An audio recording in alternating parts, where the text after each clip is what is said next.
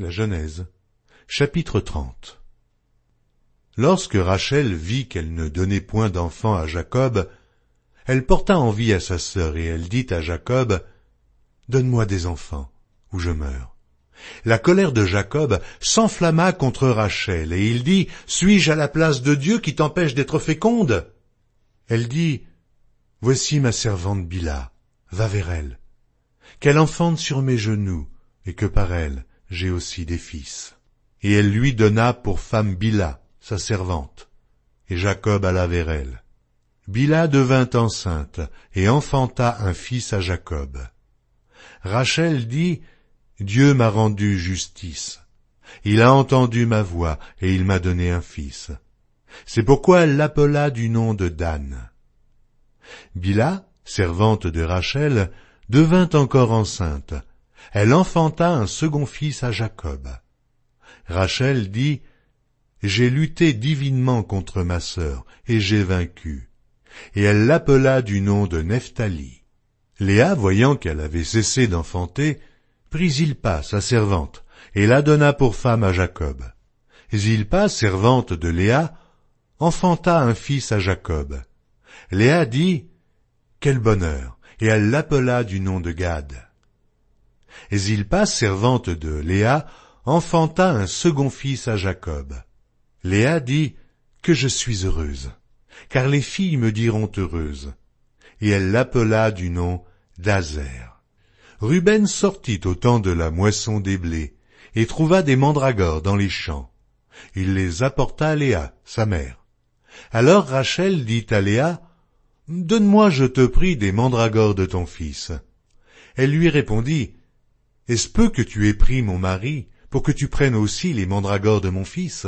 Et Rachel dit, « Eh bien, il couchera avec toi cette nuit pour les mandragores de ton fils. » Le soir, comme Jacob revenait des champs, Léa sortit à sa rencontre et dit, « C'est vers moi que tu viendras, car je t'ai acheté pour les mandragores de mon fils. » Et il coucha avec elle cette nuit. Dieu exauça Léa qui devint enceinte et enfanta un cinquième fils à Jacob. Léa dit, « Dieu m'a donné mon salaire, parce que j'ai donné ma servante à mon mari. » Et elle l'appela du nom d'Issachar. Léa devint encore enceinte et enfanta un sixième fils à Jacob. Léa dit, « Dieu m'a fait un beau don. Cette fois, mon mari habitera avec moi, car je lui ai enfanté 6 fils. » Et elle l'appela du nom de Zabulon. Ensuite, elle enfanta une fille, qu'elle appela du nom de Dina.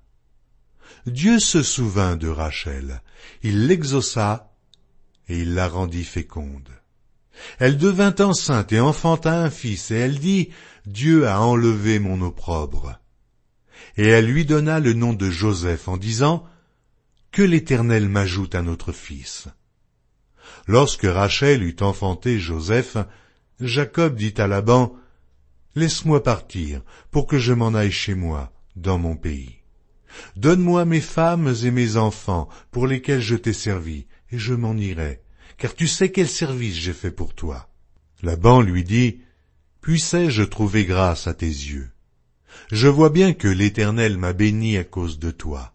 Fixe-moi ton salaire, et je te le donnerai. » Jacob lui dit, « Tu sais comment je t'ai servi, et ce qu'est devenu ton troupeau avec moi.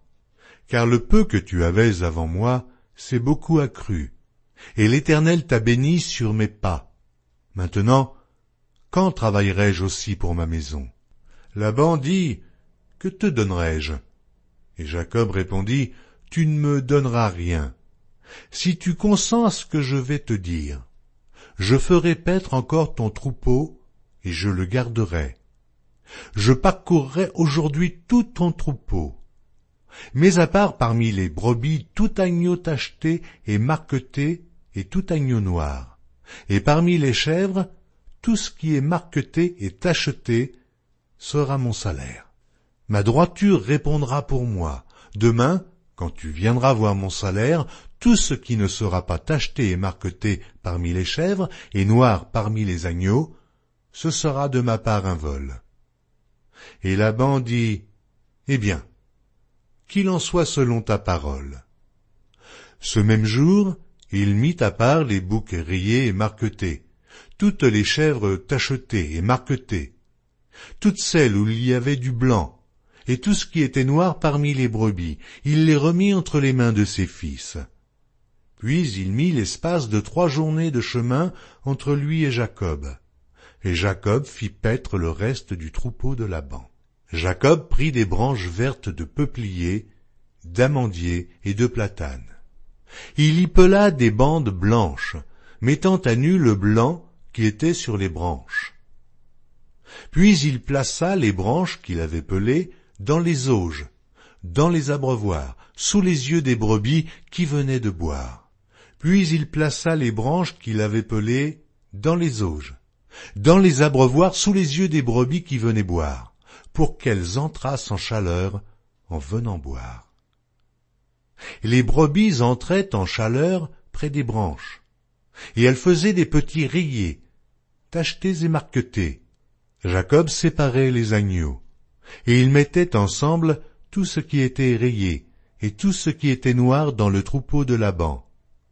Il se fit ainsi des troupeaux à part, qu'il ne réunit point au troupeau de Laban. Toutes les fois que les brebis vigoureuses entraient en chaleur, Jacob plaçait les branches dans les auges, sous les yeux des brebis, pour qu'elles entrassent en chaleur près des branches. Quand les brebis étaient chétives, il ne les plaçait point, de sorte que les chétives étaient pour Laban et les vigoureuses pour Jacob. Cet homme devint de plus en plus riche. Il eut du menu bétail en abondance, des servantes et des serviteurs, des chameaux et des ânes. La Genèse.